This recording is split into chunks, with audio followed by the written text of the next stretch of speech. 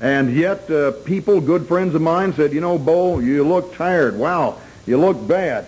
You tie your mouth around the exhaust pipe of a bus, and you be drug all over the United States, into every state and every major city of that state.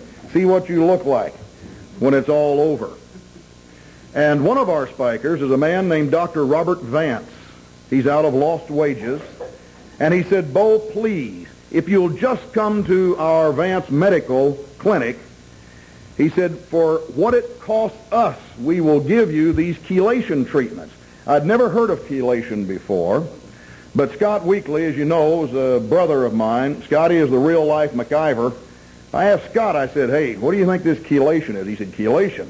Scott's got his Ph.D. in physics. He says, you know, chelation is what we use to bring these metals out.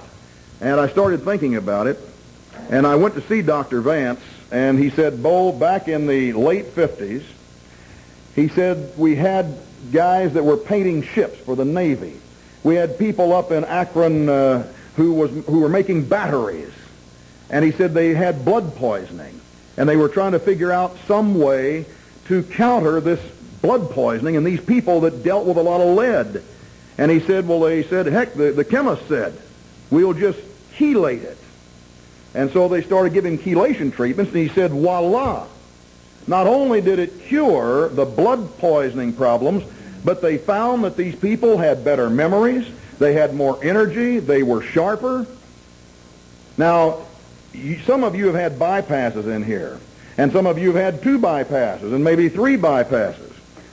Let me just give you a little testimony. I took these chelation treatments. They are intravenous, and they also give you some other stuff. As long as they're putting that bottle in there, they can squirt vitamins and the rest of the things are supposed to make you look better and feel better. I don't know about the looking better medicine, but of all the things that have ever happened to me in my life, other than the night I knew that my bride was going to be my partner for time and eternity, the thing that happened best to me was that chelation treatment. I took those things, and it was exactly the way my Harley Davidson, when it had an 80 cubic inch engine in it, and I swapped that boy out for a 96 cube engine, and that Harley ran like a Honda. And that really thrilled me because it looked a lot better, but it had the performance, and you know, the chelation did the same thing to me physically. Now, I'm not a person like I should be that goes back to these medical clinics. I haven't been back in a long time. But if you would just go, if I would go back about once every 3 months, I don't think you will ever have to visit a heart doctor. And I noticed that the only time my blood pressure was up, and it was cute, is when I'd ride my Harley in. Every time I'd ride my Harley into that office, because it's 50 miles one way, the little gal, Kat, the nurse, would always check your blood pressure, and she'd say, you know, your blood pressure's up 20 points. And I said, that's because I just got off that hog out there. That's why. See, I had a great excuse. When I'd drive in the car, it was always way low. Highly recommend that before you go under the knife, before you do this balloon business in the veins, you check out this chelation, you check out the other alternative methods of medicine. They may not be AMA approved, but I'm here to tell you they cost probably 1/10, and they are probably 10 times as effective, and that's why they aren't AMA. Now, since I was here last, some interesting things have happened. Number one, the government has announced that it's only going to take 4 months to indict Timothy McVeigh and Terry Nichols and this young man, Mike Fortier, from Kingman, Arizona. Friends, you can indict a stick, can't you? Literally. Does it tell us something? Because it was right here that I appeared, right after the Oklahoma City bombing. And I told you about that bombing on Friday when the bomb had gone off on Tuesday. It was right here in this room, and ABC played it all back as if I was glorifying the bombing. You see, they only care about attacking the movement of constitutionalists, of anyone who would say that Bill Clinton did not inhale. If you question whether or not he inhaled, then you're anti-government. If you put on a uniform and went, you're anti-government. If you're not for abortion, you are anti-government. And so they questioned me. They didn't care what I said. Nobody listened. But isn't it interesting that since then, a number of things have appeared. First of all, the Washington Post And the FBI says, we don't think Tim McVeigh was at the center of this thing. Now, who trained the Arab who drove the truck that blew up the World Trade Center in New York City? Who was it? There was an agency within the government. I'm surprised you don't know. It was on the news. The FBI trained the man how to drive the truck. Is that true or not? Come on, you guys aren't shut off of the news media here in Texas, I know. On the news, friends, the FBI admitted in the hearings and the trial that's been going on in New York City that they trained the truck driver. Do you guys know that the FBI was involved, of course, and that's eventually how they've been bringing these guys to trial? You've got to get off this parole plan of education. Do you know that not only South Carolina is the lowest, but Texas is among the 6 states in the United States that are the lowest educationally in the United States of America? Somehow they're stopping the big beam from coming in here. And that's why we have Patriot meetings, because it's not easy to get this stuff on ABC, CBS, NBC. Unlike you, I get a chance to travel around a lot, and when I'm traveling, I'll pick up the New York Times, because that's supposed to be, besides fish wrap, the Chronicle of America, the newspaper of record. And it's interesting, because in New York, they have determined, as I've said, and if I honestly didn't think it was common knowledge, I would have brought the name and all of that.